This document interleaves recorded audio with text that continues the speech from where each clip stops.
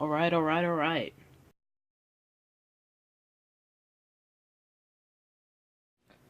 This is Astorix After.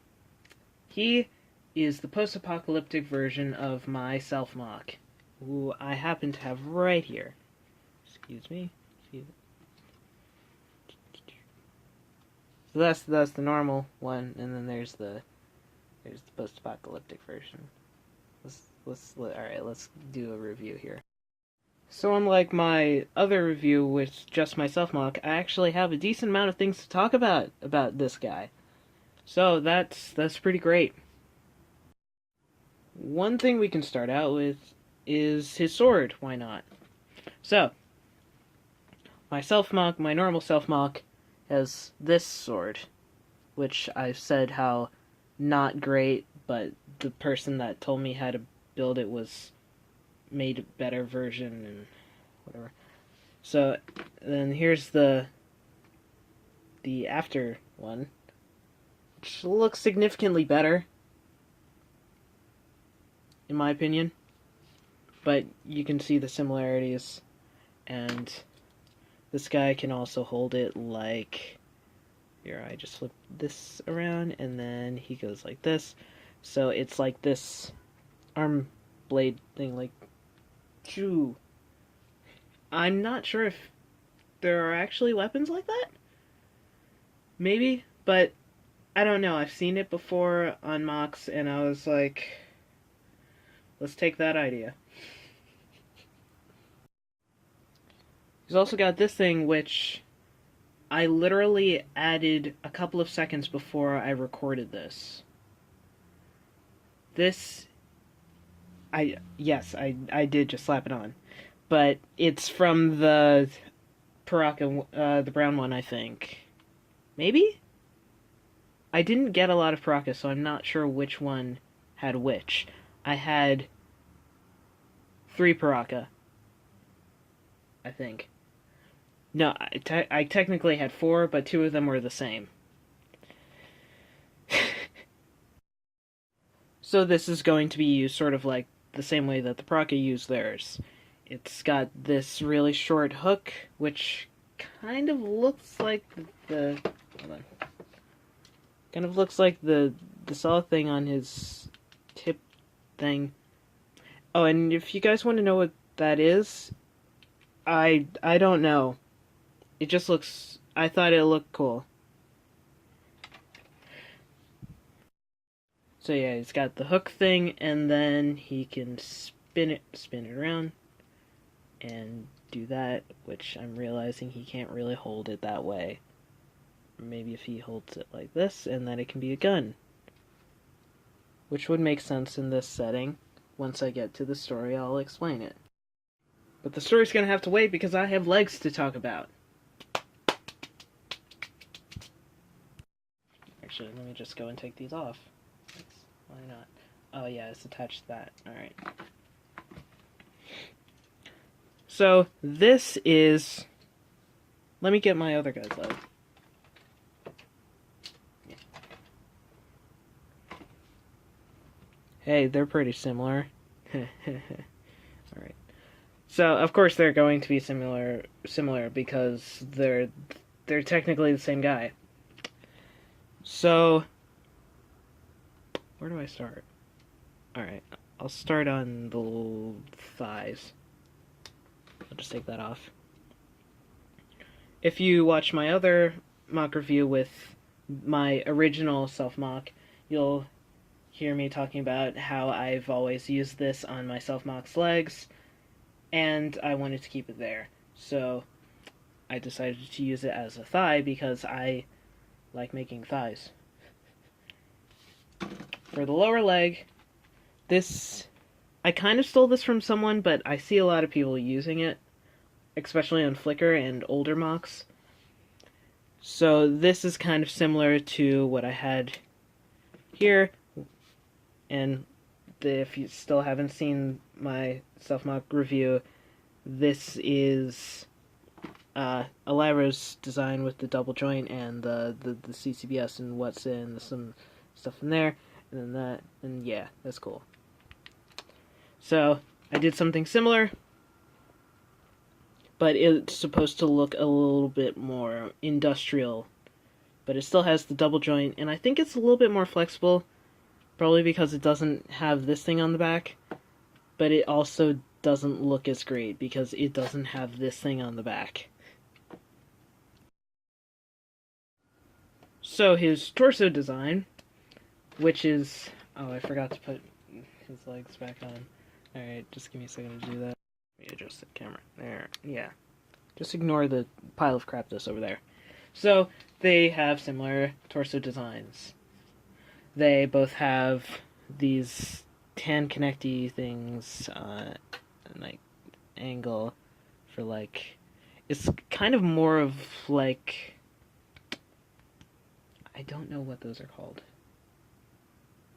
But there's, like, this bone that's, like, kind of connected to your shoulder. So it kind of looks like it's, like, armor to cover that. Then this is their chest, which I know they don't have, like, the same shaped chests because this doesn't come in silver.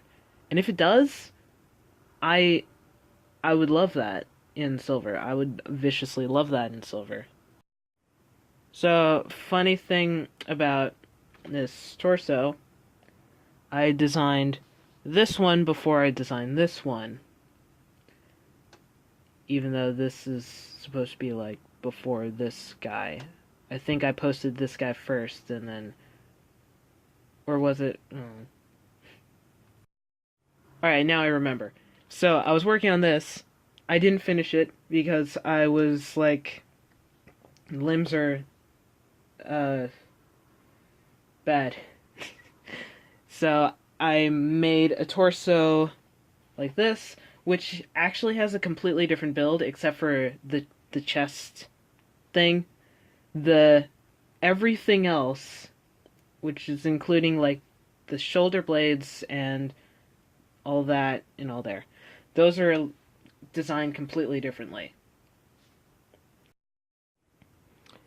Alright, in flexibility, my normal self-MOC has, like, this little... It kind of... It moves like a real shoulder, sort of. He doesn't really have very much hip articulation, but my other guy here has... Alright. It has slightly more, but that might be because the thing on the back just fell off. I'll just leave the thing on the back off for now because it's a pain and it constantly falls off because it has a stupid connection. So, oh crap.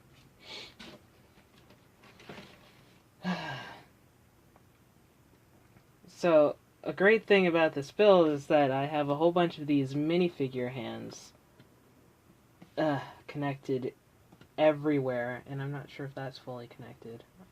I'm just gonna hope and pray that stays there. So I have a bunch of minifigure hands, like there, there, there. I think there might be one, like, shoved in there, or that might be something else on the other side. That's just to give it more of a Greebly look. And I'm not sure how known this is, so I'm going to explain anyway. So Greebling is sort of when you get a whole bunch of tiny parts and make it look mechanical and complicated. Someone that's really popular that does this is Mr. Boltron, or Tobitalis, or Bithalis. I must be butchering his name. So anyway, this MOC is heavily inspired by his self-MOC by Bithalis. I'm ruining his name again. Mostly just like the shape and the way everything's kind of put together. Not necessarily how it's built, because there's not very much similar in the build structure. Tilt the camera back there. There we go. Wait, no. There. So, his arms are as flexible as my normal self-MOC. They can go like that. He only has 2 fingers. That was either because I ran out of these things, or I was just lazy. Probably the second option. So, the thing with his legs, here, you can see it bends up a lot more than my normal self-mock, because there are a lot of, like, movie things there. Moving things, not really movie things. And his foot also has this sort of bend in it, so it's like walking on your tiptoes. Like, dang. There. Oh crap. So here's his back. If you can kind of see how it's built. I'm not going to make a review. I mean, not a review. I'm not going to make a tutorial for this because I'm also afraid of taking this thing apart. Not because I'll forget how to build it. It's like the amount of tiny system parts on it are just a pain to do anything with because they constantly fall off. So this thing goes on its back, which also constantly falls off because it has a stupid connection, and I couldn't figure out how to connect it in any other way. This was also a bit of a last minute thing to put on the back. I wanted to put something on the back, and I thought this looked kind of gross, so I did this, and it's okay.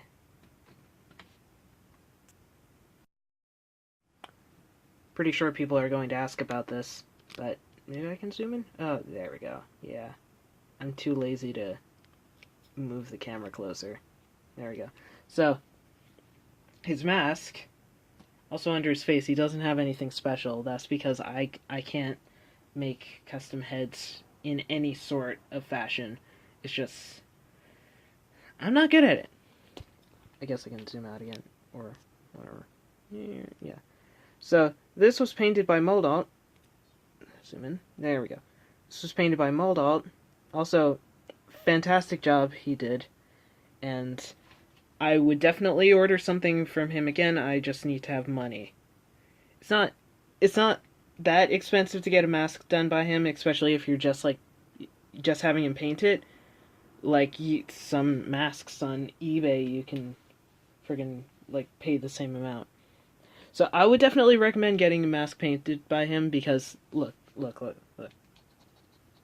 I'm scratching on this and it's not coming off. I'm not scratching that hard because I'm still scared of it, but the fact that I'm scratching on it at all. Here, I'll scratch on the bottom here. Yeah. Wait. Yeah.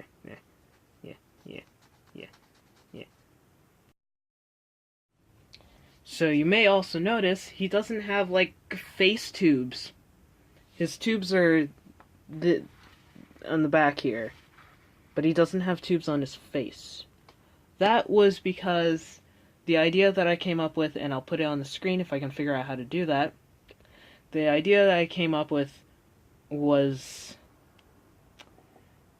I didn't want to treat my mask that way. It was like I was jamming a bush in there, and it was just going to be on the one side, and I couldn't really get it out easily. I tried this out on another mirror that I had. I have a couple. It was the boring green one that everyone has, or most everyone.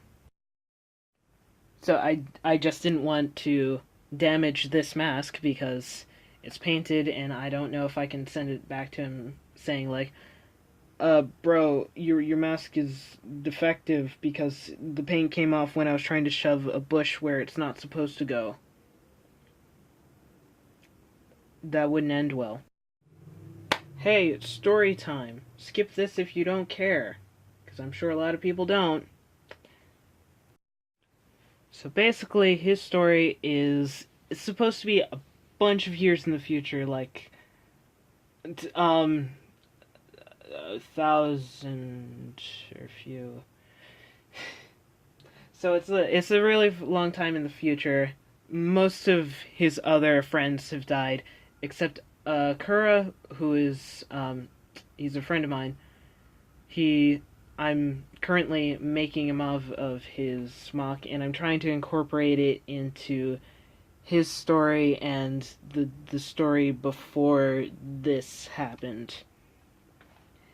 It still needs some, working out because he he doesn't really do that much with the story.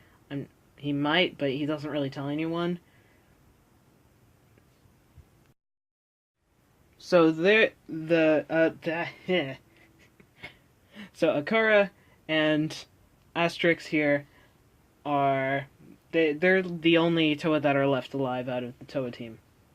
And they're just trying to survive because their island is sort of in ruins because it's 1,000 years old and it was badly kept, and global warming and all that sort of thing. Global warming is real. I can't even say that. Global warming is real. It's true. Even it's canon. It's canon bionicle. Ask Greg, what's his face? Greg, right? I think it's Greg. Bionicle extraordinaire CEO story guy. He'll say climate change is the why Toa stars happened. Heck, let's do a size comparison. Liwa! Let me move this back so you can see. Oh, heck! Alright.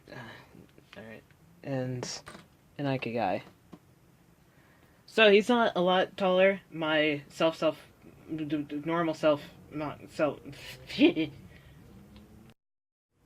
My normal self MOC is a bit taller. Actually, I'll just put him right next to him because, he's right there and whatever. He's like an inch, almost, like half an inch taller. It's hard to tell. So he's a bit taller. That wasn't really intentional. It's just like the design came out. It's like this guy's torso and legs are a lot longer than this one. And yeah.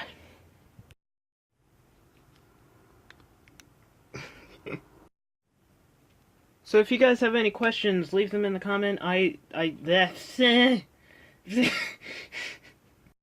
you have any questions or criticism or whatever, say whatever you want. I don't care. I read comments, so I'll probably answer it unless if it's like a stupid question like how much dedicated WAM does it need to run? I won't answer that. So don't forget to subscribe if you care. Give it a like if you like the video or him. Follow me on social medias if you care. There will be a link to my Flickr album. I'll see if I can do that for every MOC review I do. But there should be in the description a link to my Flickr album, and I'll just have a bunch of pictures of him in different poses and all my other stuff. So, I hope you enjoyed this video. Do the things I was just talking about. I'll see you around, fam.